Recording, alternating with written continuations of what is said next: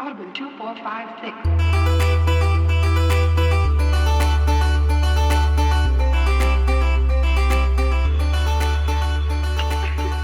Alright, and we are back with State of the Save. We got a new game, and to much of my enjoyment, we have the full crew with us. Let's go around the horn and go ahead and introduce everybody. Michael, introduce yourself to the fine people. Hi, I'm Michael. I like video games. That's why I'm here doing a video game podcast. This is not a dating profile, Michael. We're just need to get your voice separated from the rest of us. Gotcha. All right, thank you. Nick, introduce yourself. Tell us about long walks on the beach. Hi, I'm Nick. I like video games too. Okay, Cool. We all have the same defining characteristic. We We found a should common start ground. a podcast where we talk video games. That's a good idea. We should start a podcast, and people should listen to that podcast where we talk about video games. People should listen to this podcast. Okay. This is really starting off with a very a plea. It's a very needy start off to a podcast. But we are back. Thank you everybody who listened to the last episode on Dead Space. Nick, man, it's good to have you back. We missed you. Good to be back. Yeah, it's good. You know, me and Michael fly in duos, but we needed that trio dynamic to truly get State of the Save off the ground. So, My theory was it was the demon babies that kept you away, which I wouldn't blame you if that were true. Those things were easy to kill. Did you play some Dead Space? Just did you play? Yeah, I along? played along. Okay, okay. All right. Yeah. Didn't want to I appreciate you playing along. I didn't want to offend you or nothing. Did you get to the end? No, I didn't. Oh, So- okay. About how far did you get before you were like, okay, I'm done with this? I got to the end of the assignment of the week that I thought I was going to do. And then I got no further. Did you okay, this is a question because me and Michael talked a lot about this because we played it because we were doing it for the show, but would you have kept playing if you had the time, or was it a situation where you're like, I've seen enough, I think I'm done? So maybe on an infinite timeline, I maybe would have got to the end of this, but I mean, I like this game and I think it did some things really well. Not to rehash old discussions or anything. Mm-hmm. It's a weird thing to think back to a time when a video game came out and it had EA on it and it didn't just immediately suck ass. What's that like? But like It's been a long time. I mean, it did some things well, but then at the same time, I guess what I would say is that a horror movie is good because there's only so many ways that you can rehash a jump scare. Like you can subvert it 3 times. And for that to be 2 hours is kind of the perfect amount of time for scary. But then for how long is this game? 8, 10 hours? We finished it about somewhere between 7 and 8 hours. There you go. 8 hours. There's eventually you just kind of have to get on with the show. I feel like you're echoing what we kind of came to the conclusion of, was that game would have been great if it would have done a little bit more to vary things up, be a little bit more spicy. Be a better, more spicy game is what I'm needing from Dead Space. But we're not here to talk about Dead Space, all right? Or spicy. Or spicy. We've talked Dead Space to death. Go back, listen to the Dead Space episodes if you guys didn't listen to them already. But we're here to talk about another game, a different game. But before we do that, let's go around the horn real quick. Michael, Yes. what you been doing? What you been playing? What you been doing? Most of my game time besides this has been dedicated to 2 games. We're nearing the end of this console generation, and one game I've been playing all year that I'm nearing the end on is Yakuza 0. That game is incredibly long, very, very long, and there's so much to do, so many side quests, and I am finally nearing the end of that game. I see where it's going, and man, that story is great, but these last few chapters have mostly been a slog. It grinds to a halt and reaches the point where we're talking about real estate for 15-minute cutscenes. And I'm like, this is okay. Can we do another motorcycle samurai duel in the sewers? No, Because that Michael, was cool. we got to talk about rising house prices in the Tokyo district. I mean, okay? you're not wrong. That's basically... You didn't in sign up. There's a mini game where you can do Kamurocho real estate.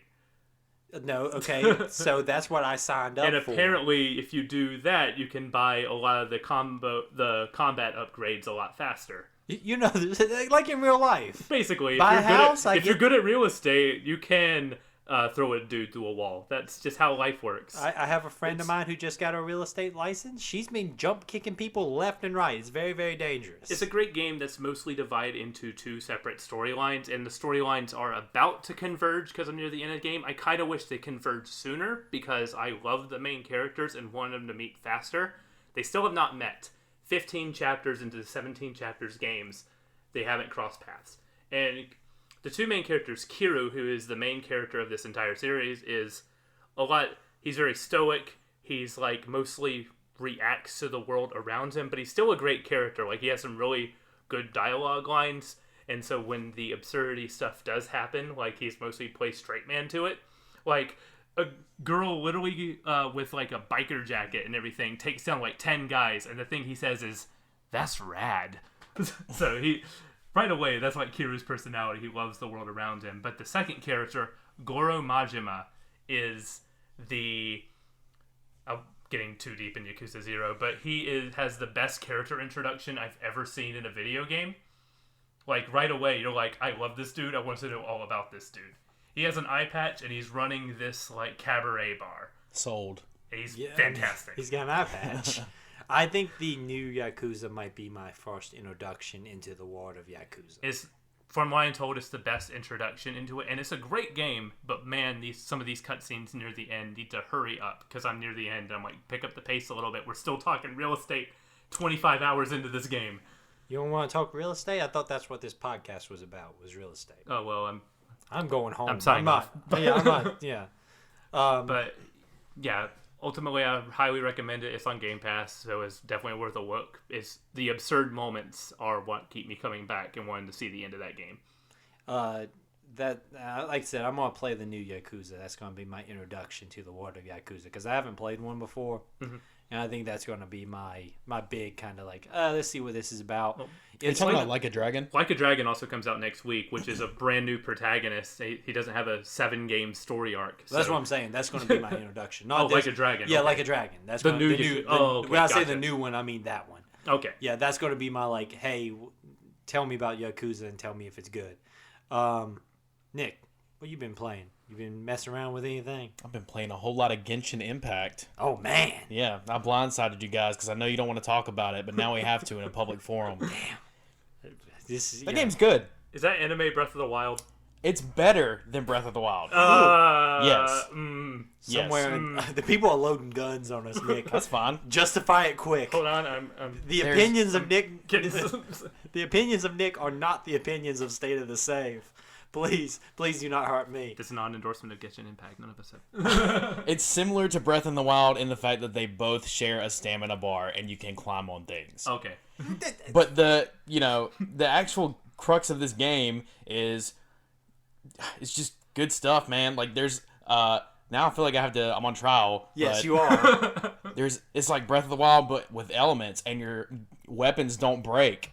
Well, that's a win. Like there any game that has breaking weapons is a terrible game. But if the weapon breaks on a dude, you get double damage. It doesn't matter. Yeah, but then you have to whip out another weapon. I'll defend the weapon system. No, in Breath of the Wild, I love that game. No. I understand why people hate it, but this is not. I don't hate this game. I don't hate Breath of the Wild. It's a fine game. I'm just saying, what if there was a Breath of the Wild where you could, not have to switch your weapons and you can upgrade your people and feed your swords into other swords. Now I'm listening. And make your sword stronger. Okay. And then whenever you upgrade your sword 1,000,000 times, you can still get all the experience from that sword when you feed it to another sword. So does the sword literally eat the sword? Like, is there an animation for that? Oh. There's not an animation, but... So 0 out of 10. 0 out of 10. And then is it called eating swords, or is it like in Destiny where like that's you're what like, it is, yeah. Oh. So this game is more like Destiny than it is Breath of the Wild. You're not selling me on this game at all. In the gameplay loop where it's like really fun and like you watch the numbers go up and you do your thing. Okay. Yes. Come on, Michael. Okay. Just take the this leap. Numbers get higher. The numbers get higher. I don't know, man. Is there a what double do you want jump? me to say? Okay, let's pause for a There second. is a glider. like Breath of the Wild. Ooh, okay. Now let's pause for a second. How many numbers are there? I love numbers There's going so higher. many numbers. See, Okay. that's too many numbers. No, Michael, I'm talking to you now. Okay. You See know, me? I'm still here. You can't just kick off 1/3 of the podcast. Okay, Michael. What's this thing on? Like It's on your phone? It's on phone. Does It's it on run your- well on an iPhone? Yes. What? It's still touch controls, so it's still gonna suck a little bit. But you can play it on your PC, you can play it on your phone, and when you play on your PC and your phone, you like literally can walk up to a spot, get off your PC, gives you your phone, and it's right there. You're in the exact same spot. There's no latency. There's no like we're kicking you out of this world to put you into like a common hub. Okay. It's that close with its cross save. You can play it on PS4, but you don't get any of that. How good is the armor loot? How what? How good is the armor loot? The Does the armor look loot. cool? No. I'm So on- that's the only okay, thing. no, you lost me. Look, come on, You man. lost me.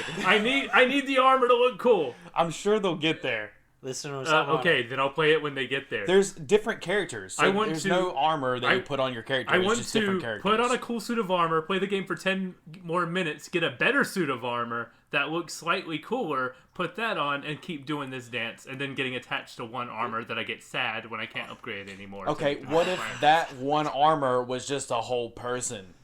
listeners, I'm sorry. I, I'm sorry. I didn't. sorry. Whatever, I'm- man. It's I- fun. I didn't If the mean to do cosmetics this. aren't good, the numbers can get as high as they want to. I want to look cool and change my look every 10 minutes. If you like fun, check out Genshin Impact. That's my only recommendation. I will check it out at some point. It's worth At some it's- point, I will check this game out. There's worse things you can do on your phone. Well, yeah, there's better things you can do on your phone too. Yeah, but then when you're done with that, you can play Genshin Impact. Yeah, that only lasts about 10 minutes. So, Yeah. I mean, Okay. okay, listeners, I'm sorry for that. Now that we're back to some semblance of reality, let's go ahead and talk about the game that we all played. Grim Fandango. Cast your mind back. Cast your mind back to the year 1998. We were all happy, go lucky, the world was bright and sunny, and adventure games actually were a thing. Grim Fandango. This thing has been fascinating to play. I love a lot of things about this game. If you are a listener playing along with us who are not using the guide that Michael mentioned in the last episode, the Eurogamer guide, Got nothing to prove. you got nothing to prove. Give in.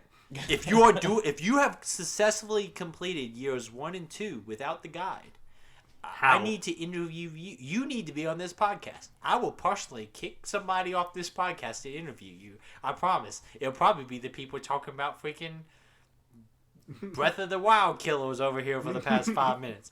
But, I don't know how you play this game without the guide.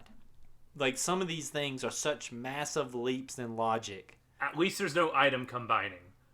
Oh, yeah. If it was item combining, there's no chance in the world I would do this. What about item combining of getting a mouthpiece and then putting stuff in the mouthpiece? Okay, that's okay. Fine. Yeah, I don't- All right. Yep. That's a fair point. Let's go ahead and start by just talking about adventure games in general.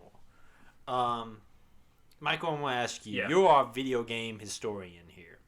How many kind of... That's No, of the three of us, so you're the guy who knows the most about these things, and you got the most experience in like wide variety of video games. Have you played a lot of these kind of adventure games? Is this something that you... The closest thing I played to this game around this time was there was a Casper, the Friendly Ghost Adventure game. That was a sequel to the movie Okay. where you have It's not how I to- thought this was going where to you go. have to find pictures of Casper's relatives that are stuck in the house, and you take a picture of them, and then their souls get freed or something. I don't know. I haven't played it since I was like 5 years old. That's not how cameras work. It's a ghost camera. The pictures camera. Have you steal not your played soul. Fatal Frame? I haven't either, but I think that's the point of that Fatal game, Frame, too. you take photos of ghosts to defend yourself.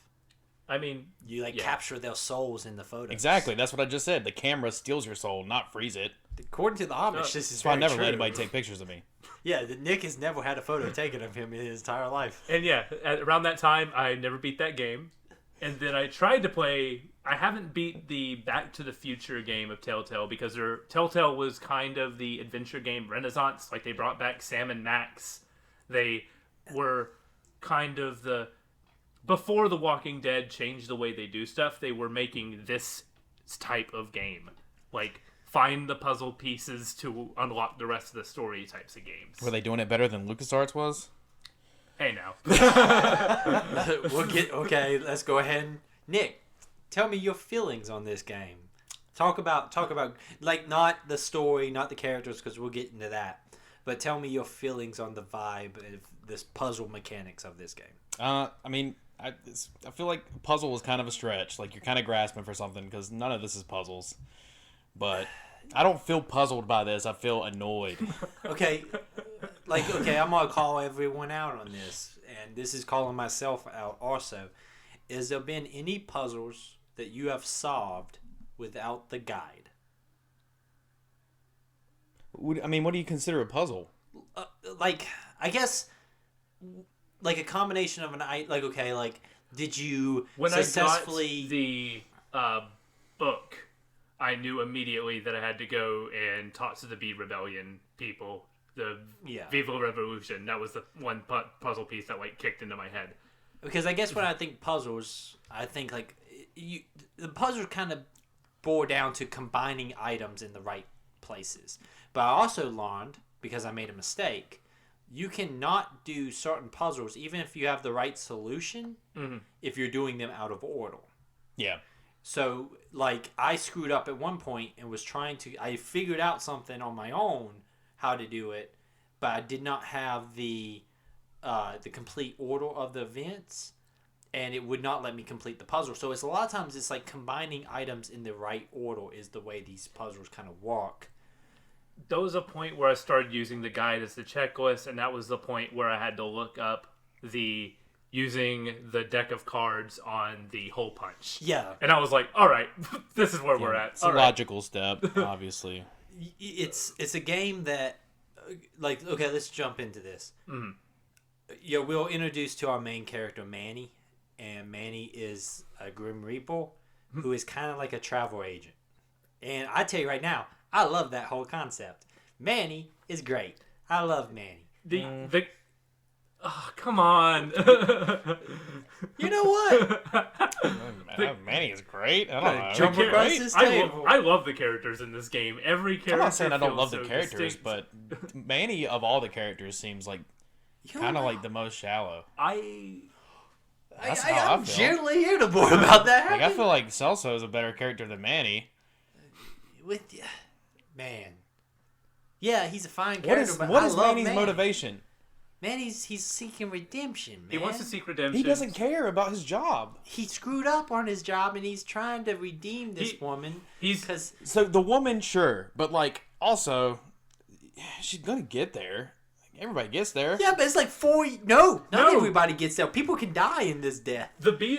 The whole trail of beavers with skeletons were the people who got killed by the beavers trying to cross the land of the dead on foot. I guess that's true. That's why they need the travel agent. But she did make it past. Because she had the shady travel agent that was with him. Yeah. Seems like it's taken care of.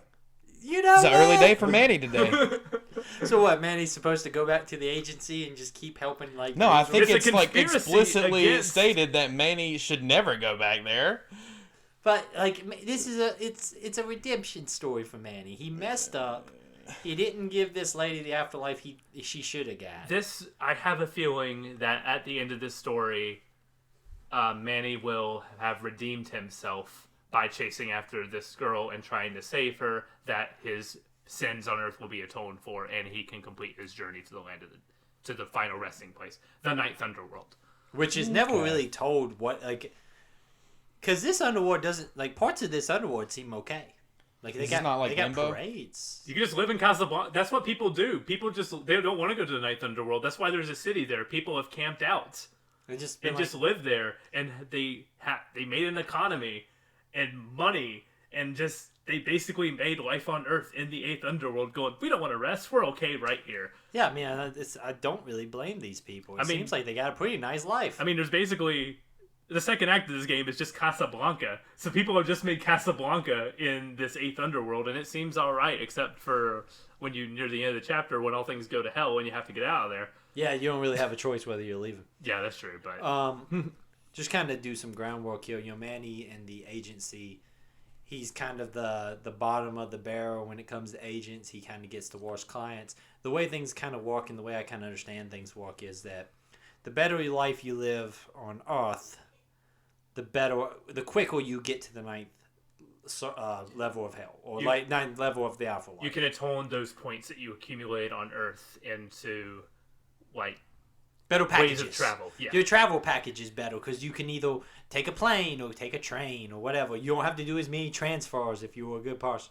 And the first guy we run into, immediately, like, it sets the stage. He gets a cane with a compass on it. Yeah. It's like, yo, man, good luck. You get the economy package. He's like, the Excelsior. It's the one that cuts the cane, and that's the point where you know immediately what this game is. The humor of this game, the style this game's gonna take, and it's just, I was all in from this point forward. Okay. Like, yes. Nick, I know you're not super on the Manny train like I am, but how does everyone feel about the humor of this game? I think the humor lands pretty good. There's some dated references and things like that, but it lands pretty solid. It's a Tim Schafer game from 1998, so that's to be expected. I mean, and everything I enjoyed, I thought was pretty. There's some good like heartfelt stuff. Like I wouldn't say it's like heart pulling your heartstrings, but like some like kind of feel good moments. There's a heart to this game. Like it knows what it is, but it also knows when to take a step back and to be like have some serious moments. Yeah, I mean, and there's even little kind of serious moments, like when you get to the Rubacabra? Yeah, Rubacabra. And there's the guy who you had given the walking stick to, who's walking in the dino there, and he's basically like, oh yeah, my wife, I found out, died not long after me, and clearly she's coming this way, and clearly she'd be waiting for me. So I'm just going to wait here and wait till she gets here for her. And then you have to, like, prove to the guy that, yeah, man, she was with another guy. She's already way down the road. I hate to break it to you, but while you were sitting here toiling your days away in the dino for almost a year, she headed on down the path without you with another dude. And, like, but it's done in, like, not like a super serious, heavy, like, Manny doesn't change his voice to, like, I'm sorry to tell you, my friend. But it's like, just like, hey, man, kind of sucks. Like, but it's not, it's got some heart to it, a little bit of levity here and there. But it never gets too far away from, like, a straight-up humor game, I guess. This game never loses. When it makes the slight emotional shifts, it doesn't feel immediately out of left field. It feels in line with the game. This keeps a very consistent tone and style throughout, I think. Yeah. The first kind of section of the game is... one weird thing about this game on the console, I don't know how this plays on PC, but like there's no like intro menu. Like the game starts, it just goes right in. Yeah, it goes straight into the game. Like I thought it was like the opening cutscene for like the idle animation or something. Mm-hmm. Nah, man, go straight to the cutscene, straight to the beginning of the game. The main menu you want is basically when you hit start. It's the pause screen. Yeah, it's just kind of a weird way. Like there's just no like start menu or anything. I mean, it's kind of nice. Like you get into the game quick, but the whole intro game, part of the game when you're kind of introduced to the cast of characters at the agency. Manny's got his classic rival. He's got his snappy secretary, his jerk boss. We get to meet his kind of what's going to be his sidekick throughout this entire experience. Glottis, who walks down there in the the garage. It gives a good sense of world building in this first chapter without going like over explaining. I mean, you get a little bit of that when you're talking to Evo whenever Manny's playing dumb, going, "Why am I here? Why do I have to work off my time?" But that's with a role like this is a given. But in the case of Glottis, like it's all natural when he tells you, "Yes, I'm just a demon who was made with one purpose." Yeah. To drive and to do basic maintenance repairs on vehicles. Timing belts, rotate the tires. I think it's kind of cool the whole like the way they play around with death in this game, where like you can't leave the parking garage without a vehicle because that's like traveling to the living ward, and when you go to the living ward, it's like a Picasso painting. That's so trippy. Yeah, I like it. yeah. Like that.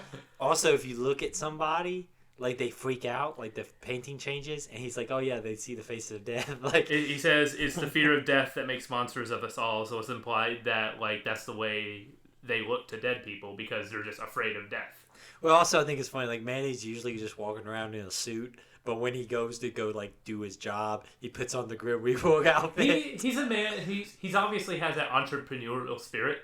So he's very much like he would be the guy making like local TV as a thief, dressed like the Grim Reaper, going, "I'm here to get a travel package for you." I just watched Beetlejuice recently, and that reminds me of the bit where he's like doing a local TV ad and everything. So I can see Manny trying to do one of those. He's trying to sell people something. But I like that he's also like he's not a bad salesman, but you can tell that he's kind of walking with the deck stacked against him. Mm-hmm. So like you learn very quickly that when he runs into what's the name of the lady? It just left my head. Mercedes. Mercedes. When he runs into her, the reason why he didn't know that she had like the Class A, golden ticket to the train to the 9th level was because it was like the system kind of hid it from him.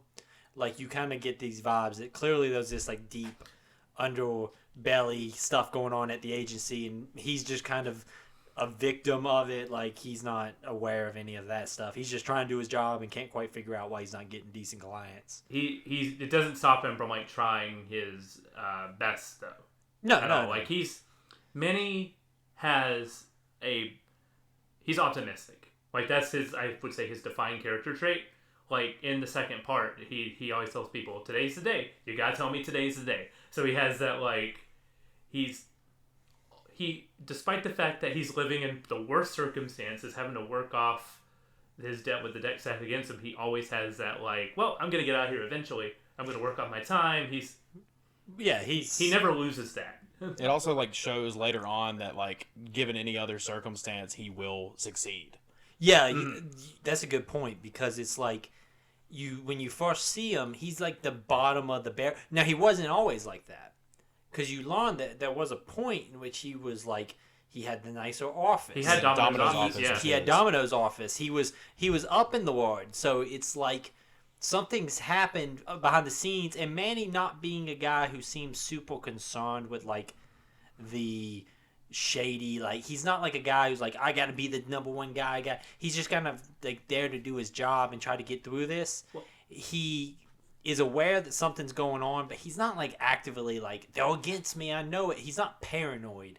He's just kind of, man, this sucks. I ain't getting any decent clients. Why does everyone else get the better clients? Even the bit where what's this guy's name?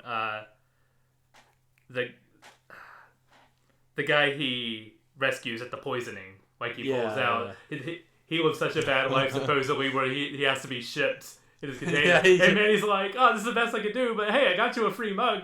Yeah, I looked for that mug. Today is the first day of the end of your life. I looked for that on Etsy. The best I could find was the font facing like the opposite side of the handle for the mug. I'm like, that's not where you want the image. No, you don't want it facing to you either. You want it facing away. You want people to see what. Like, that would be a good T-shirt design. I like the idea of that as a T-shirt design with a little bit of the Deus de Mortis scars on it. That would be a fun design. There's a lot of Grim Fandango themed mugs, surprisingly, but none that have that particular mug on it. There's a YouTube channel that does like a YouTube like series called Purgatory, which is this exact same concept. It's a guy who walks in purgatory, and when you die, you go to this like cubicles, kind of like forever office building, and he has to send you to whether you go to hell or heaven. So it's more recent than this game, so it's obviously not like an influence or anything, but it's just something I thought about when I was playing this game. The Good Place feels a little bit similar to like the afterlife as a business, and even there is the purgatory that's literally just offices. Yeah, and even their assistants are just the most boring, bland people. I do like that he has a So, throughout this whole first part of the chapter, is there anything that really steps out before we meet Mercedes?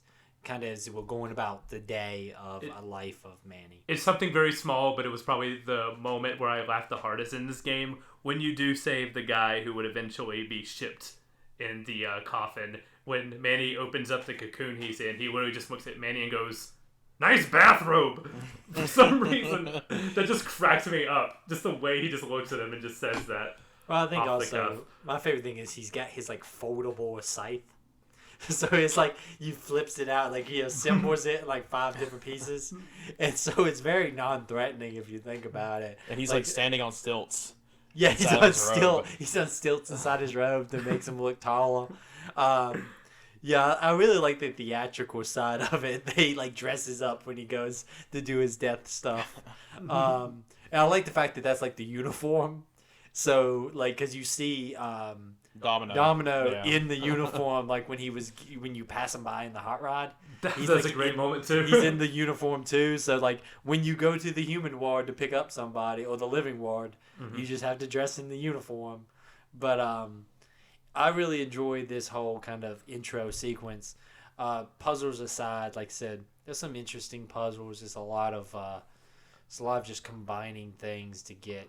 I like that the boss has a pre-recorded message that you have to change to get to go into the door or to get her to sign the paper for you, the work order, so that Glottis can modify the car. And the way he modifies the car is glorious. Turns it into this hot rod with flames. I like the act. A lot of the models in this game don't look bad. That's the work they mainly did for the remastered version. You can hit the select button and look at the models from 1998, and even those look mostly fine.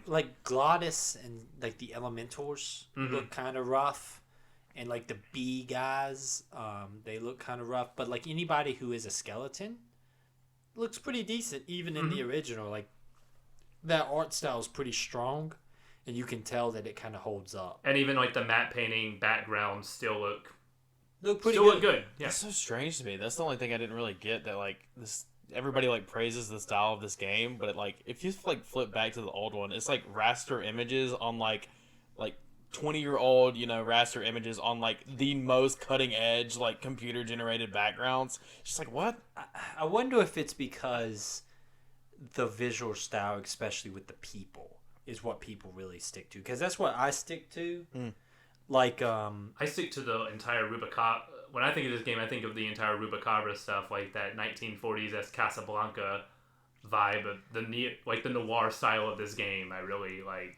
But I said, I think that comes down to the individual models of the characters, which I like. Gotcha. I like them, but I do agree that sometimes the environments are not as striking as they just don't. It just seems perceive. Different. They're going for different things, the different genres or styles that they're trying to put these two the background of the characters with. I don't know. Sometimes, and I wonder if that's just technical. I'm sure it is. I mean, it's an old game, but yeah, I like I said, one of the things I really enjoy in this whole first section is that it's a pretty big. You learn the space pretty well. Once you kind of go and retrieve Mercedes, who was somebody you weren't supposed to get your hands on, you were supposed to not get there in time to get her. And it's this thing she's this perfect client. She's got a perfect record. Never did anything wrong, never stole. No, I love the sequence in which Manny's going down the line, and he's like, "You ever kick a puppy? No, love animals. Ever steal from your boss? No, never had a job. The dog never not pay your taxes? Oh, I never made enough money to pay tax.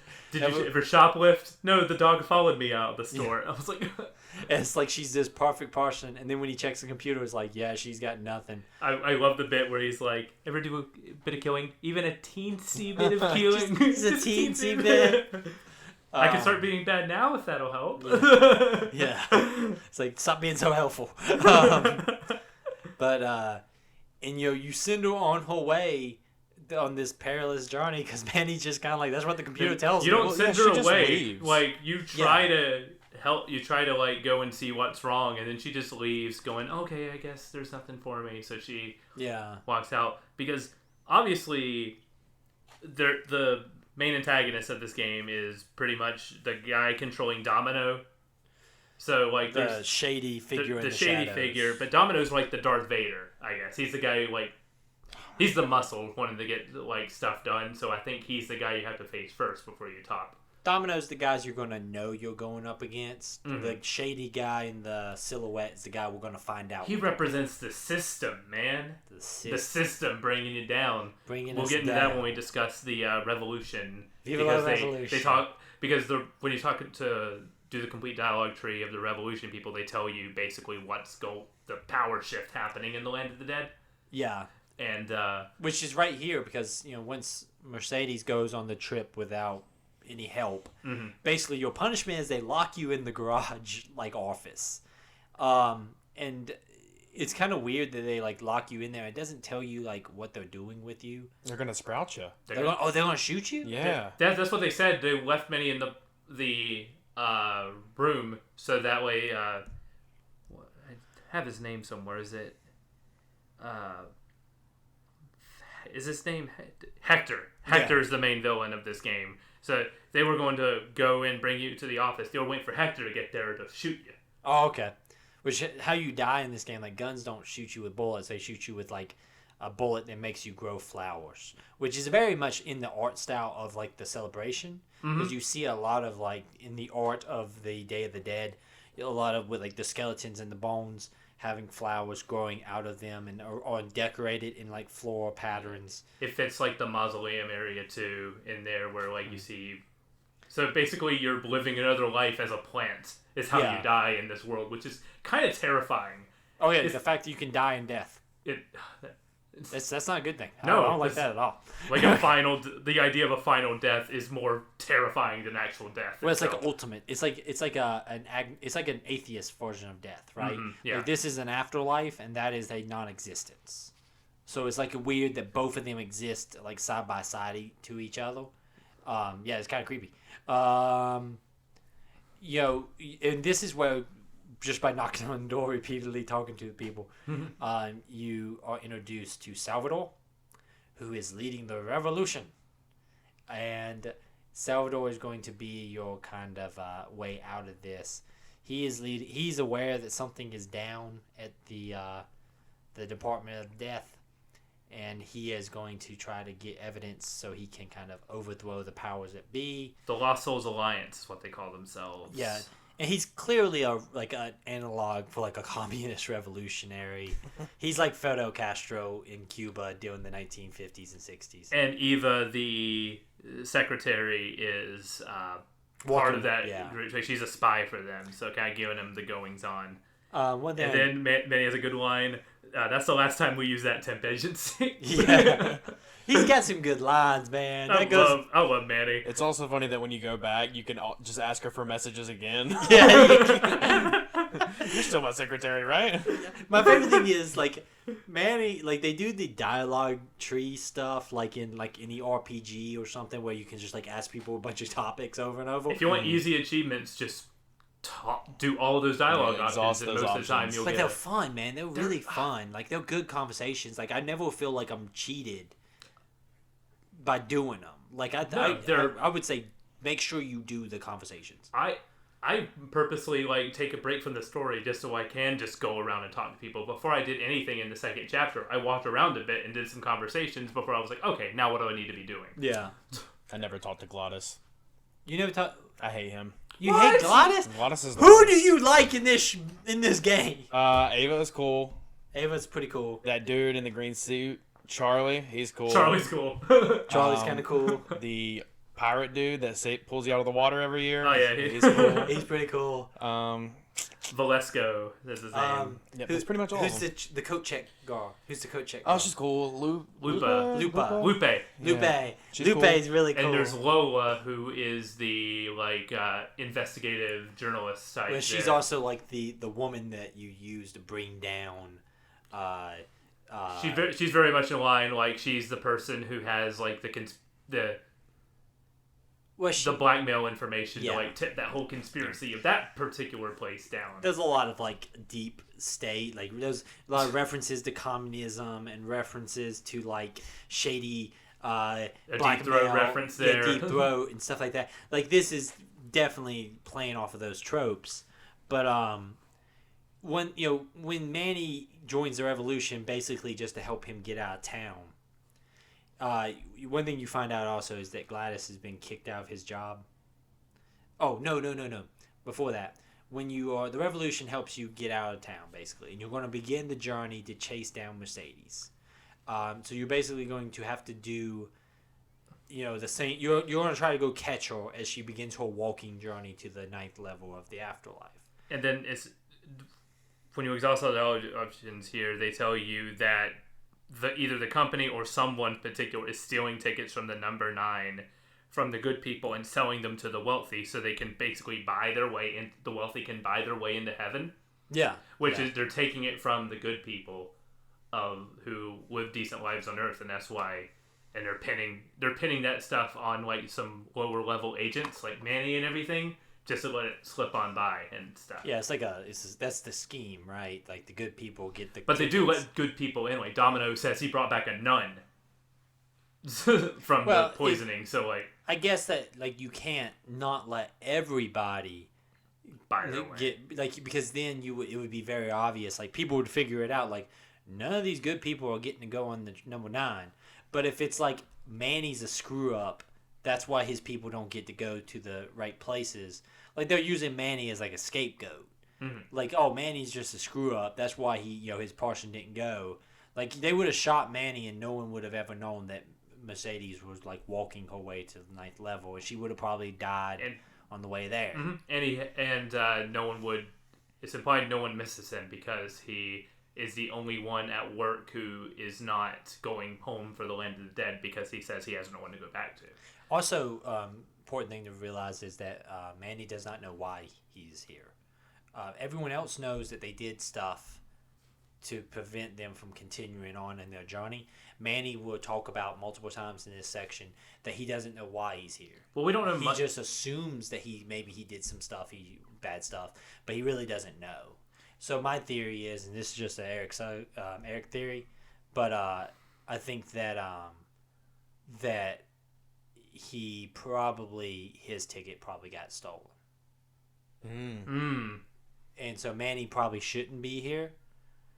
But that's a good theory. My theory is that Manny's one of the tickets that got stolen, and that's why he doesn't know. Like I feel like because Domino, he says like he asks him like, "What did you do?" and he knows why he's there, and he's like, "Well, I did a lot of stuff." Manny don't. Manny does not know why he. And same thing with the secretary.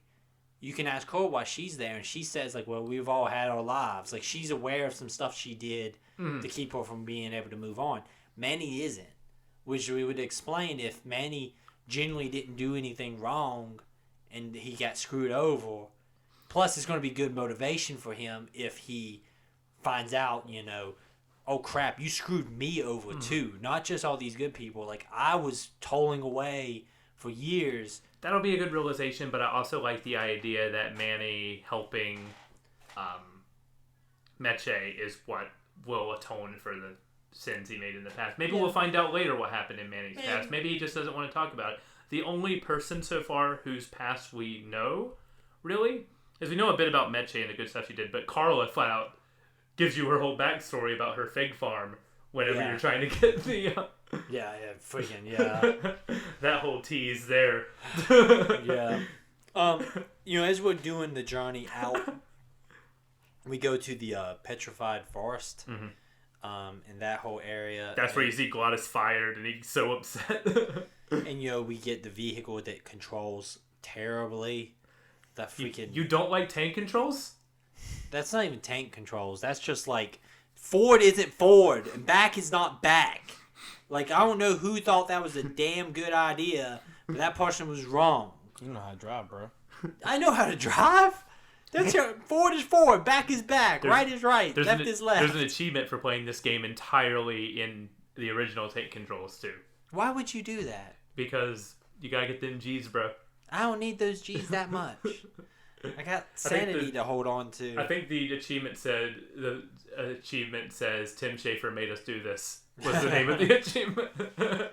That's a good name of achievement. That's a great achievement.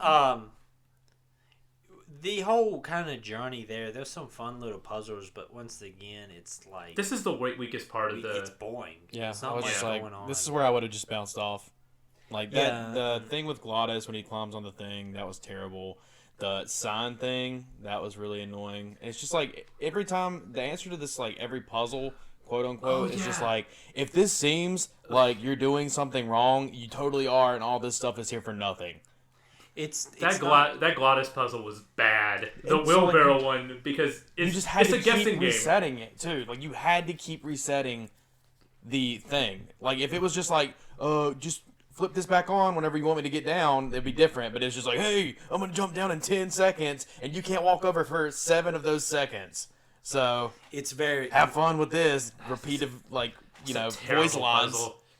This game is at its best when you're dealing with characters. Yes. This is a section where you're only dealing with Gladys, so therefore it's not very interesting. It's all mechanics. It's all puzzles. It's not very interesting. The bit where you have to I don't know how you could do this without a guide, because you have to grab that tiny little sign that you can barely see on your the overhead map, and then you have to take it all the way back to where the useless trees are. The useless trees are. Set it down, and it'll point you to where you find a secret passageway. But the thing is, like, okay, in that section, it's confusing as anything. Because you do it once to tell you which direction to go, right? Mm-hmm. Then you do it again to tell you where the secret passage is. But in that route, that area, there is like 6 tunnels. Right. That if you go into those tunnels, you come out another tunnel. I thought that I had to follow the arrow towards the right tunnel. It's a red herring. That's all it is. But it's not even a good red herring. It's just frustrating. And we're all on the same page that this part sucked. Yes. This part sucked. This is bad. Also, like, from a purely like autistic point of view, it's the most boring section because you're just in like fantasy woods. Why do I have to solve the beaver puzzle 3 times? Why can't I just do that once? Why can't I just spray one beaver with them and they all go away? There's 3 beavers. There is. But why? I really. Touche. That is good.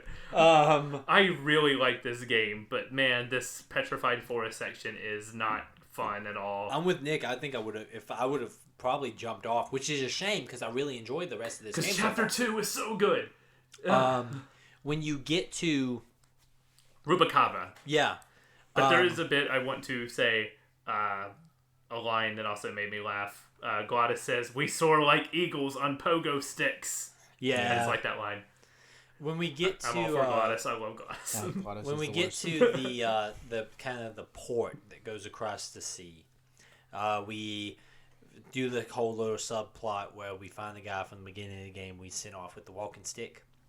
And then Stelzo, yeah. Yeah, Stelzo. And then basically when we get him to move on, he hands us the broom, says, "Hey man, I guess you're the guy sweeping the floors now. I'm going on since my wife just moved on." Is it implied that the mop he used is made from the cane? He said, because he says, the same thing he said. There's a compass. There's a compass in the handle. Yeah. I couldn't tell if that was the actual cane or if he's just like repeating the same thing he said to Manny as like a nod, like a. I think it's supposed to assume that it's the same. Okay, that's why I took I'm not like gonna fight you on that one, but like I'm pretty sure you're supposed to assume that it's the same thing. But yeah, he when he does that, this is the end of year 1, because you're waiting there because you're figuring that you beat Meche there. Mm-hmm. So you're just going to wait. You're going to wait till she gets there because Rubicava is basically has a diner. It's basically a truck stop. Or a rest it's area. literally just you like go, a port town. Yeah, you go get some food on your way on a journey. It's like the place everyone stops at. It's like the Florida Visitor Center. You go in, you grab some orange juice, grab some flyers, and then just head on down the road. Yeah, pretty much. Yeah. That's funny that you say that because I've been that Florida Visitor Center so many daggum times. Free orange juice. It's free orange juice. Yeah. They probably don't do that anymore, do they? Probably not. Yeah, that's sad. Of all the things we lost, the free orange juice is the one that will forever stick with me. In a world where we needed the vitamin C the most. We needed it the most. Florida has betrayed us in so many ways. So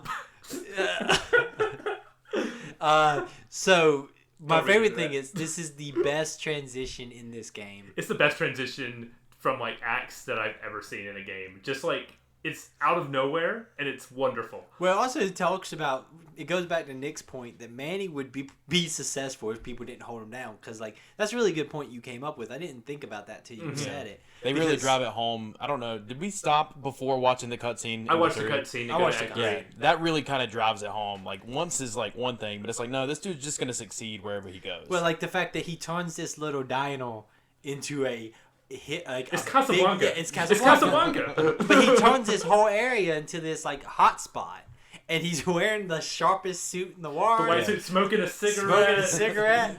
And my favorite thing is it goes back to, you talk about like tonight's the night. She's gonna be here tonight. I know she is. Gladys is playing the piano. He's Sam in this soul situation. Sam. There's you got employees. He makes Gladys, when you talk to him, makes a romantic song about the car, just going bone wagon. It's wonderful. When you go out, like you're just kind of walking out doing your rounds for the night, you find Mercedes. What you think is Mercedes. You find a creepy bird. That talks like Mercedes. Yeah. And then flies to her on the boat with Domino. Yeah, Domino and her are hopping on the ocean liner. I didn't get the that bird will thing. take Is that just them carrier across the pigeons? sea. Is that just how carrier pigeons work? Because it comes up again whenever you see in the opening cutscene to chapter 3. Yeah. Where like the bird talks. So I was like, is that just how carrier pigeons work? It's Salvador's voice. Those are Salvador's. So it's like out of nowhere. It's like all of a sudden carrier pigeons don't work the way they do on Earth. Just go with it. Birds aren't real. Hey man, these are all a bunch of skeletons, and there's an elemental demon playing I don't know why this part bugged me. It's like, why is the bird sound like magic? It does elevate things. Like if birds are like creepy and they talk to you like that, that's just weird. It is weird. I don't like it. It's scary. That's scarier than anything that was in Dead Space. Yeah, there's a bunch of skeletons walking around here. I mean, you kind of got a point. Oh no, man, there was some points. Would Manny turn around the Ishimura?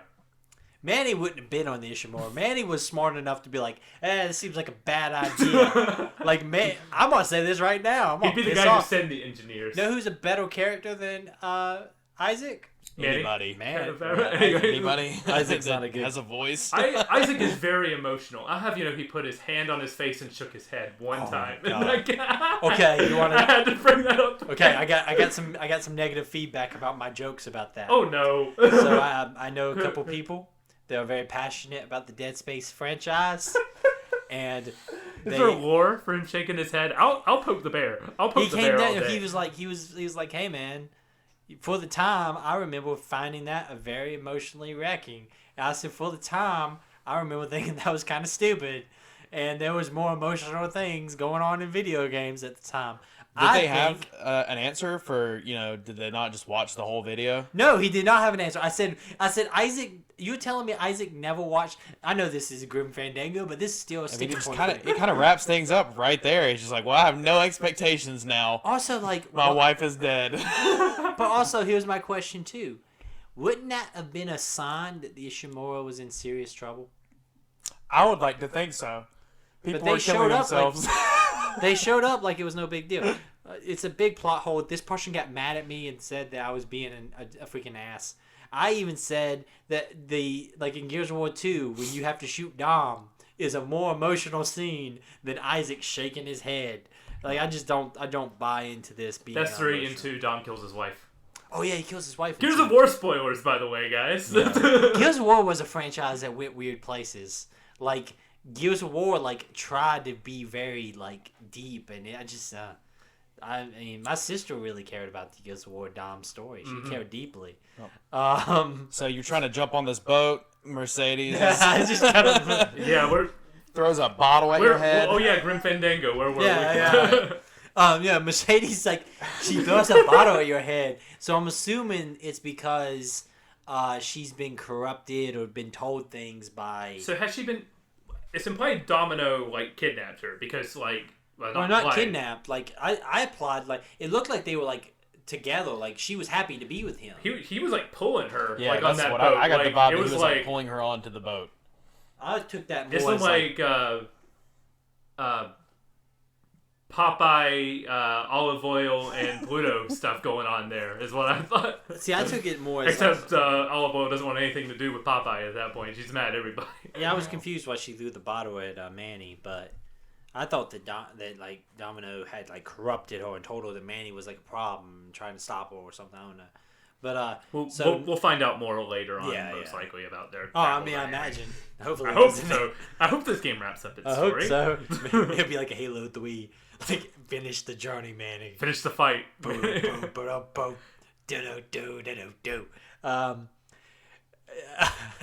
want a Call of Duty skin that's just Manny running around. I would play the hell out of that. So now our journey is to gain passage on a boat to chase after them.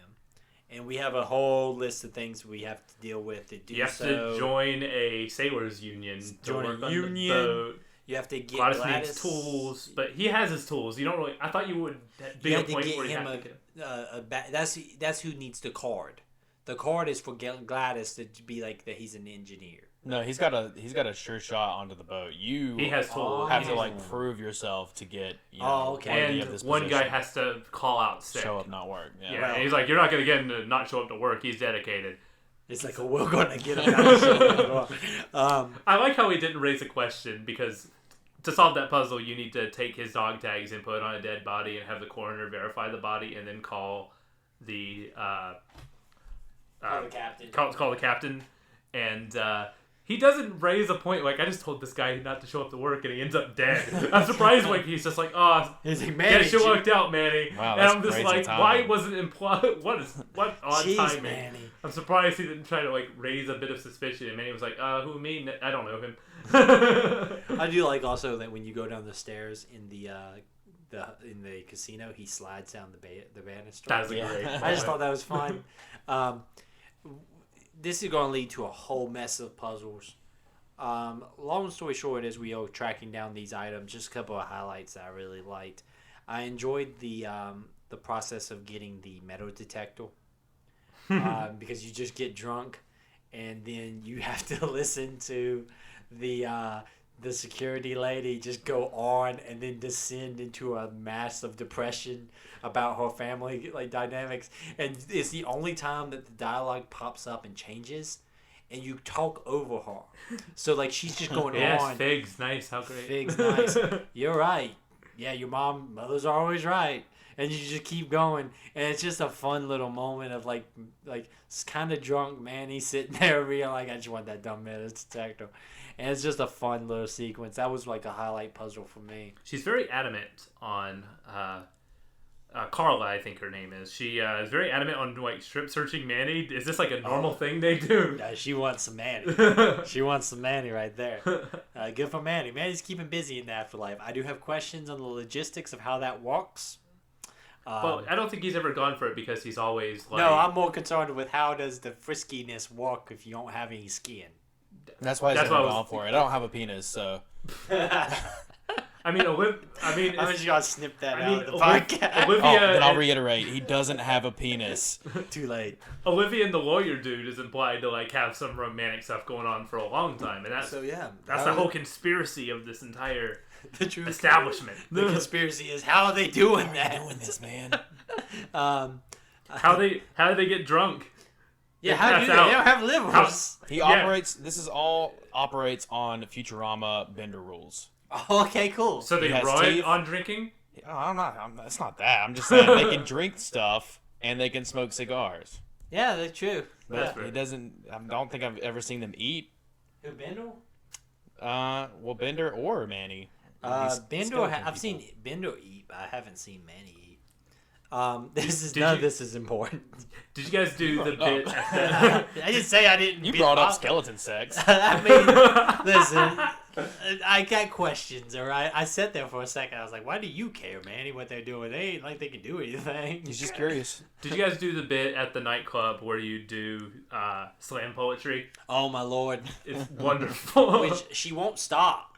Like, are you talking about Manny? Yeah, you made it. Wait, Manny can do slam poetry? Yeah, you go up to the microphone and it gives you dialogue options you make your own slam poem, right? There's an achievement tied to this. You make your own slam poem, and like it's just like stuff, random words like the darkness in me. Drip, drip, drip. And then it ends the same way. You go as long as you want to, and then you end with the end. And then the whole club just give you hisses and everything. Like no one wants any part of it. Then you talk to Olivia again, and you say, "Hey, can you read me a poem?" And she's like, "Okay." And then she goes and reads your exact poem. Like she rips you off all the dialogue options. She just does everything. Like I am the so darkness, mad I missed this. drip, drip, drip inside me, and just like does that. And Manny goes, "That's my poem," and she goes, consider it an homage. That pisses me off. I didn't get to do that. I was hoping you guys would, because that bit is so good. See, I just talked to Olivia and then did the whole thing where she goes up there and she'll go up there over and over again and do multiple poems. Mm-hmm. But I did not do the poem. That bums me out. You do the poem. Yeah. I did not. See. So we missed out. It's worth looking up just for it, just because Manny is very much into everything. Oh, and while she's reciting your poem too, of course, your terrible poem, the people love it. And but in between sections, there's a guy playing like bongos, emphasizing each bit.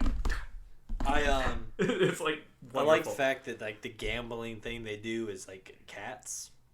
It's like they raise cats.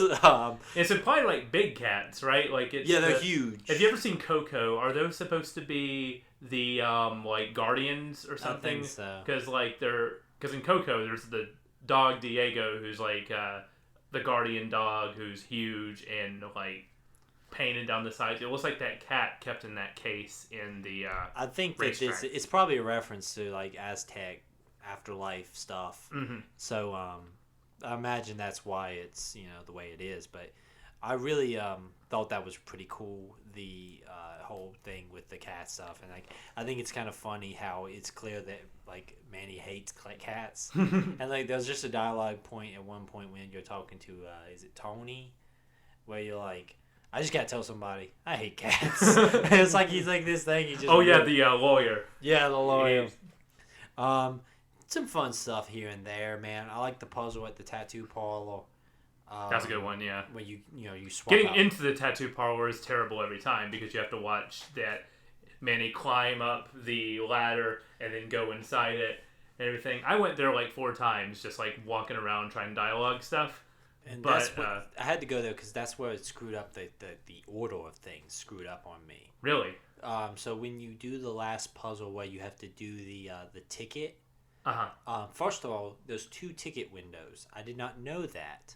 I kept going to the ticket window, and the guy kept being like, "We don't have hats for cats," or something like that. Oh, and he's like, "Oh, this is a Charlie original," or something, because he knows it's like a ripoff. Yeah, and I did not know there was 2 ticket windows, so I had to I did that for like 20 minutes until I went on YouTube and looked it up, and somebody walked over there, and all the comments were like, "There's 2 ticket windows?" I was like, yeah, I didn't know there was 2 ticket windows. But you have to go back to the tattoo parlor and show him the piece of paper that Lula gives you. If you don't, they won't trigger the appropriate cat photo that has the photo of the lawyer with the it won't trigger the photo. Right, because then that leads you to where Lola is, where she's been... You don't see who sprouts her, but she's being sprouted, where you get like that last piece of the puzzle. And then it leads you to Lupe's coat check system, which throughout the whole chapter, whenever you go back to her, like she's just like, "Please let me tell you about this coat check system. I'm very proud of it." So it's implied she gives you a picture of an item that kind of sounds like your coat, and then a number on top of that. I think is how her system works, but I think it's implied it's supposed to be as terrible as possible. I think that, but no, it's very organized. She found the right code. She did find the right code after like some goofy cartoon sound effects of her under the table trying to find it. Man, listen, I think it's a high quality system. I think she's going above and beyond. I thought the joke was that it's exactly how like a code check works, where she just gives you a number and then you give the number back when you want the code back. Then she walked like for like days, or just like a basic Let code me tell check you about system. this new system.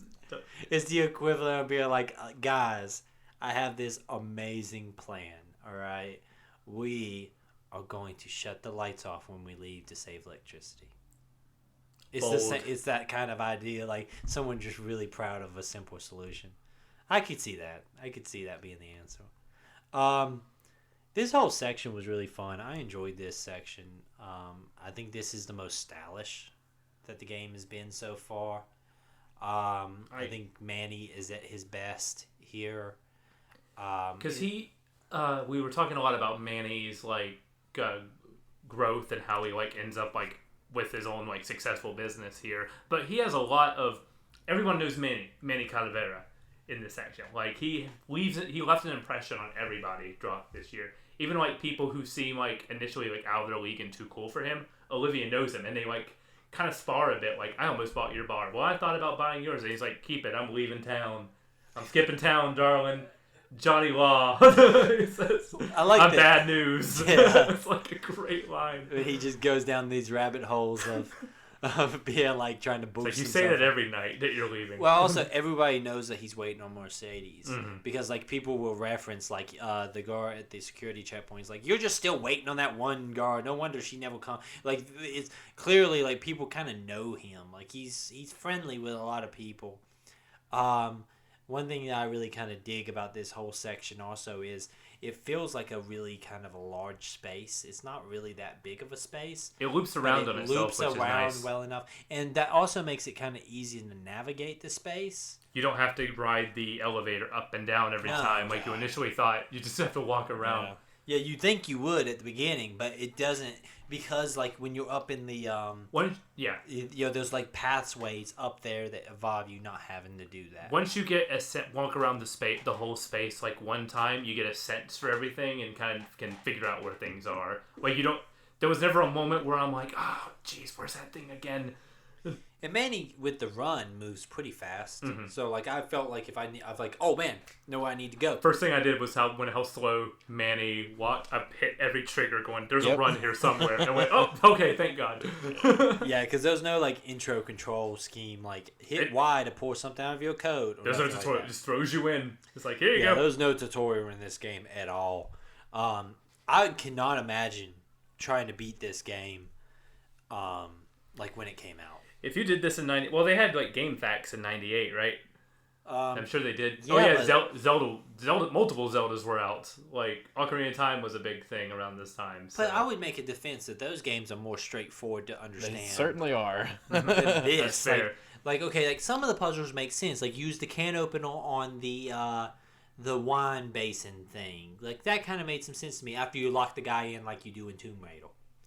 I wonder if that's a reference. Like, is it Tomb Raider 2? You have the open, like, mansion. The mansion is, like, your training ground area. Yeah.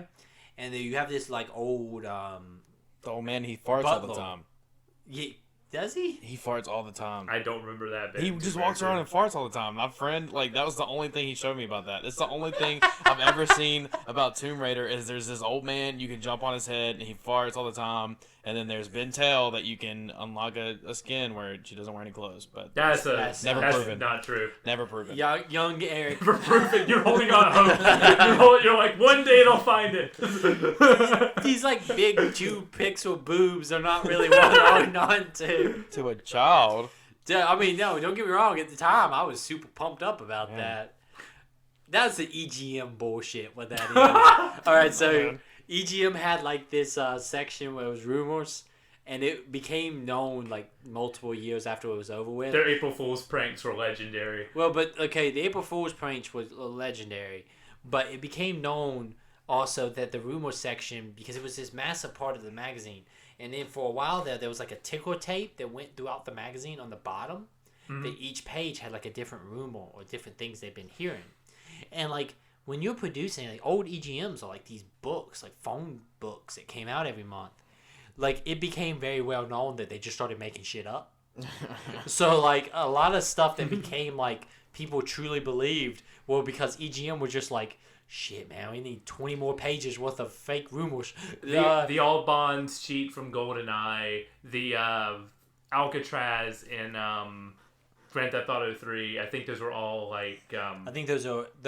I want to say those are April Fools. I know like the... Shenlong from Street Fighter 2 is a major April Fools. That the new Legend of Zelda was going to be realistic looking. This is before realistic, like quote unquote looking Zelda.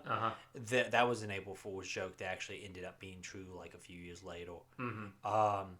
There was a bunch of like you could unlock blood in Street Fighter and stuff like that. But there was a lot of like that was the April Fool's stuff, and they knew that was like you knew that on the April issue to look for something like that. But then I'm talking like in the September issue in the like rumors section, they just make shit up because they knew they didn't have anything. Also, there was this guy named like he was like something Ninja or something was like the guy who was like running the dart sheet in the back of the back of the magazine, and they're like, yeah, that guy wasn't real. He was just all of us. We just all used that name anytime we wanted to make something up, or we didn't know if something was true or not. That's We're all fantastic. something ninja. We're all something Ninja. Please don't say that because Ninja's gonna like come file a copyright claim on us. Bring it on. Bring it on, blue hair. You know, let's not piss off Ninja, okay? Let's not piss off Ninja. He's got like an army of like Fortnite flossing kids that are gonna come after our butts. 1v1 me, bro. He's got the fastest edits. You know what? I'm gonna go ahead and say this right now. I would bring it on, Ninja. We'll take you on. We're gonna lose. Our ass is gonna get. Is he back on Twitch? He might have Amazon's lawyers behind him. That's a path I don't want to go down. Okay, so I'm pretty sure his wife is a lawyer too. Like, oh man, this is really gonna go done. well. This is really gonna go well for us. We just pissed off the number one king of the freaking video game. Pickaxes only, bro. Jesus, this we gotta stop recording late at night because now we're picking fights with like the king of video gamers. So you get the union card. You get the union. No, but there's some good stuff here, man. I like the conversation between Manny and the lawyer, just in like the VIP room and everything. Yeah. Just like they obviously have a rapport. Like it's like a kind of he's a dirtbag, but it's kind of like a rivalry there. Well, he's a dirtbag, but so is Manny, kind of. You know, like it's like you don't rule Rubacabra without some dirty hands. Yeah. The kind of the way you get out of this whole thing is that you trigger you kind of reveal the big boss of the place. What is his name? Max. Max. Because that's who you show that the lawyer is having an affair with his girl, and you basically that's how you get the guy who you started the communist. You blackmail him into helping lawyer a bunch of worker bees who want a revolution. But like the true way you actually end the chapter is you go up to your office and you like rig the roulette table. And that was another puzzle that made no sense. That made no sense at all. Like I would have never got that. But the police shut you down and they run you out of town. It's like Manny had a escape plan in order. Like I'm just gonna burn this place to the ground. It really is. No one's building off of my success. But it's like I hate raiding businesses, but it's like Batman's Operation Nightfall or something. Like he's like, all right, I'm just gonna blow this thing up. When in doubt, blow up the cave. Blow up Wayne Manor. So Manny and Gladys, they get on a boat into year 2, and I did watch the cutscene for year 3. Yeah. And Manny is now captain of the boat. Like now he smokes a pipe. He smokes a pipe instead of cigarettes. Because that's what pirates do. And you are approaching your destination. You're about to get boarded by customs. But you're like, hey, what's the big deal? Got nothing. And then you get a message from Salvador with a creepy pigeon being like, hey, assassins. Assassins. Customs agents. Oh my god. The timing on that was perfect. Yeah, because it's literally like, he does like 4 lines of being like, we don't have anything to worry about. We're completely legit. And then the bird like reiterates it to him in the exact same like verbiage. He's just like, they're gonna come on. Don't let these custom guys come out because they're actually like, they're gonna kill you. A really good cliffhanger for chapter 3. Yeah. Like, assassins customs agents is...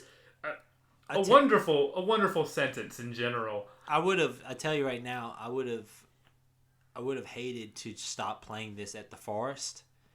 That's the only section in these 2 chapters I would have cut. The forest stuff is unnecessary in my mind. It's meant to imply the treacherous journey between the city of the 8th Underworld and Rubacabra. How like it's perilous, but there's a better way. You could have made more interesting puzzles out of that rather than place a sign down or do this exact same fire extinguisher sequence 3 times. Yeah, it's just not fun.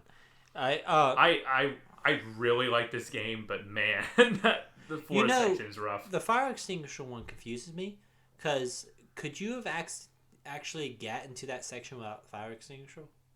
No, because you need the fire extinguisher.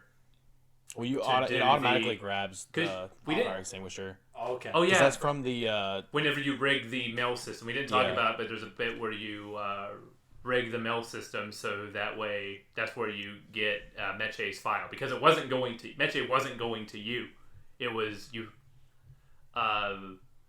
You get it's her. going to Domino, and you intercept it. Yeah. Yeah, you should have never been Meche's agent. Yeah. Mm-hmm. But I really enjoyed this game. Like, I like Manny a lot. Manny is a character I really, really have enjoyed. It's like the adventure games, this and Life is Strange that we played, have the most like robust and well thought out characters. Because that's what the attraction is. I mean, absolutely. You know, Life is Strange is the evolution of this genre, but it's a lot better of a puzzle design in Life is Strange, because it's not really even puzzles at that point. It's more like There's some puzzles. Yeah, but not many, and they're easy to figure out what you need to do, and this is very much of a time. I try not to hold that against it, but boy, I would have never completed this without the guide.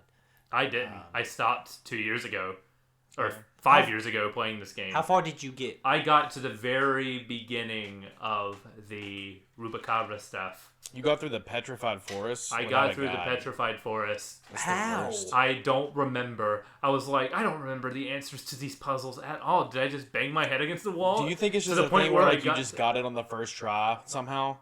Because like the balloon stuff, like I would have never known to take two of the balloons. I think it was a bit where I looked up stuff occasionally, or just like scrolled through I think I was playing along with a YouTube video and was like not even like paying attention to stuff. Where I was like, all right, next thing. You're a smart guy, to the Michael. point where I was like, I'm not having fun, but. Michael, you're a smart guy. I think we all are a little, capable people, but you had to have something, man. Because I can tell you right now, some of these are just. There's no logic. I believe I was now that I'm thinking about it, I believe I was scrolling along with a YouTube video playing the game, and I was like, that's the point where I was like, I'm not having fun. And then all this time later, I'm actually enjoying playing with like a paper guide, just because it gives me. I think the guide is also the one once again, I forgot to put it in the last episode. I screwed up on that one. We mentioned Eurogamer guide for the people. Yeah, it's the Eurogamer guide. We're going to spell out the URL right now. www. You forgot HTTP. We gotta go back. HTTP HTTPS, bro. You gotta keep it. Jesus, man. Okay, let's just recap this episode. We pissed off Ninja. We have pissed off Zelda fans. Dead Space We fans. pissed off Dead Space fans. And now I've let the listeners down by not providing the very critical guide. I also just want to throw it out there. I don't know why I said that his wife was like a lawyer. I don't know that that's true. Was it just You a just scary threw that out there? Yeah, I thought, I think she's like his business manager. I think that's right. I don't know. I don't go. Man with blue I don't hair go into can't- the politics of people who, or the business structure of the people who make funny videos on YouTube. I mean, everybody could be their own lawyer, though, right? So I mean, I guess technically, that's I'm right. Is he really that funny? Also? But you have to pass the bar. No, that's only to represent other people. Then you can represent yourself. It's a bad idea. But It's like almost like you instant lose. I watched a YouTube video one time. A guy, he was on. He was going to represent himself, and the judge goes like, he looks at him. He goes, "Listen, I know that you probably saw on TV somewhere this." He goes, "This is a really bad idea." And the guy's like, You don't know if it's going to be a good idea. He goes, You're being trialed. Like, I'm going to be the one judging your trial. And he goes, "You don't know, man. It's my jury and my peers." He goes, "Yes, I'm your peer here, and I'm going to go ahead and tell you this is a bad idea." And he's like, "You don't know, man. You don't know how this is going to go." And he's like, "I think I kind of do." But I need to find this. It's a good video. We're gonna Because I've never ever had somebody represent themselves and like win the case. Like, yeah, it's like, I'm pretty sure I know how this is gonna go. I kind of hope if we do piss off Ninja, I imagine the listens on this are going to go through the roof. I mean, controversy, man. Controversy makes cash. I'm just gonna go. That's going to be our new gimmick. Let's go all in. Last Jedi is a great movie. Fuck the internet, man. We're gonna burn it down. We're gonna be the Steve Austins of video game podcast. It's just going, oh my god, that's State of the Saves music. Can we please do a glass shatter whenever one of us has a hot take? Oh man. And then just us like, oh man. It just every time like you'll be on the streams. This game's bad. You'll be on the streams like Ninja's up there like making his millions doing playing Fortnite and stuff, and then all of a sudden the glass shatters and it's like, oh no, it's State of the Save.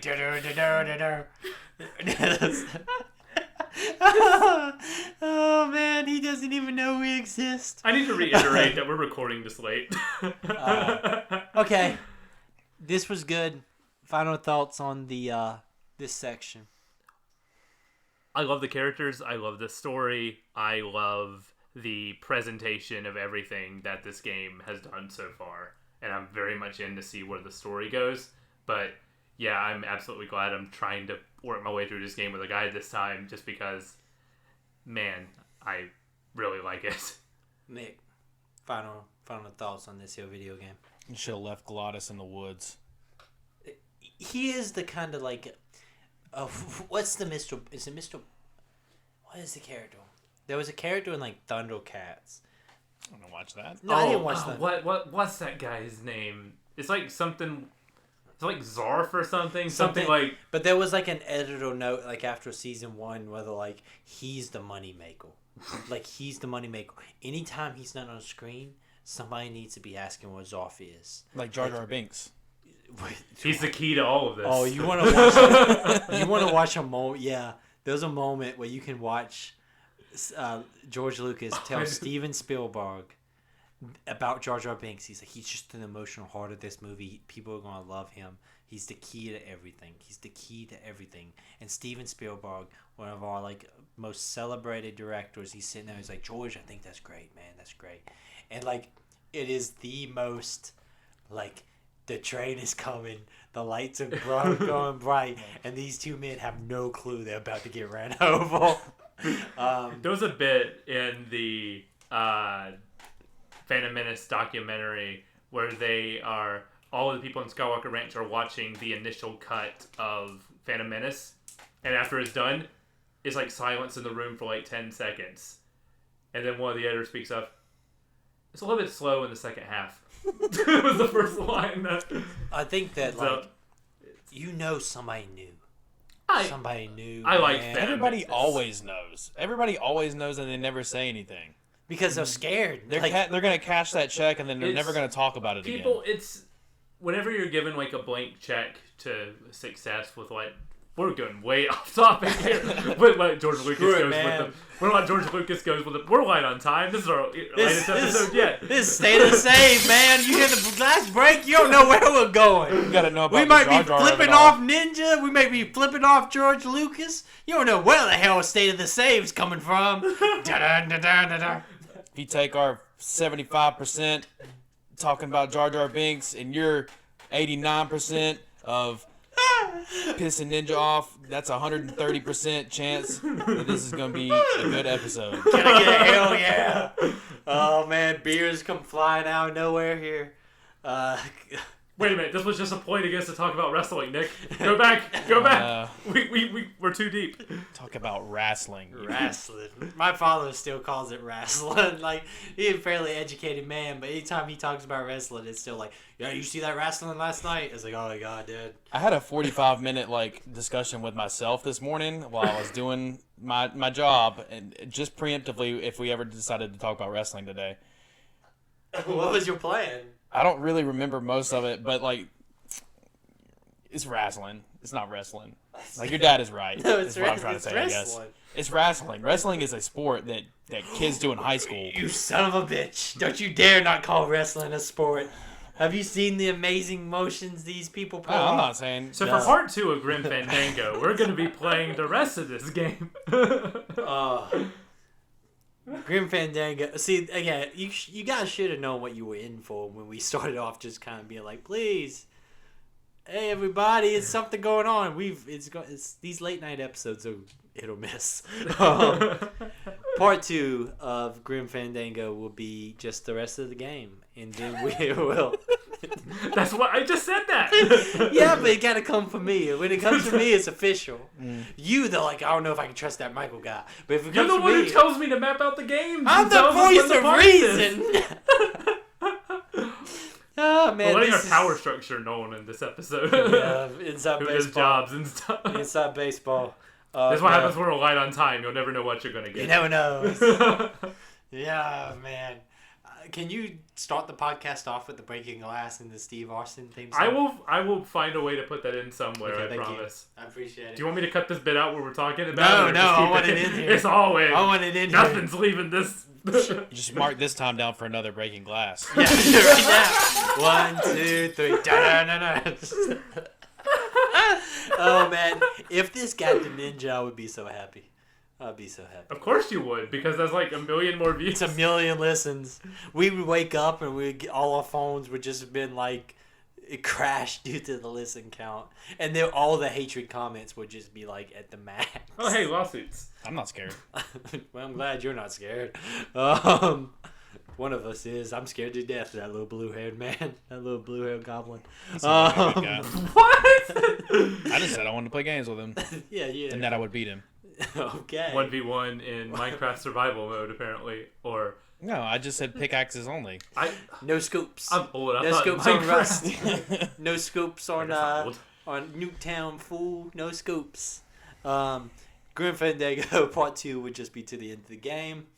We're also going to be announcing our next game. Once again, we're going to make our plea one more time. We started off begging you. We're going to come back begging you again. Tell your friends. Tell your friends. Tell your friends. Tell your friends. Tell your mama. Tell your mom's friends. Say there's a bunch of young gentlemen who would love if she would listen to State of the Save.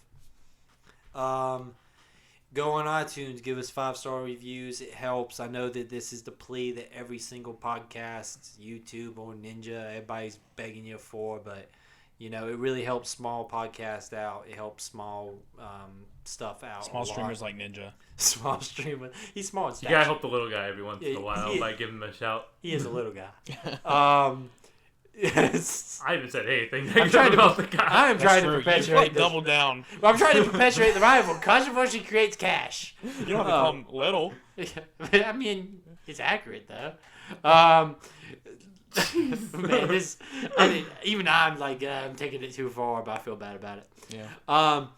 But yeah, man, controversy creates cash. But seriously, just tell people. The more you get it out there, the better. We would love to hear feedback.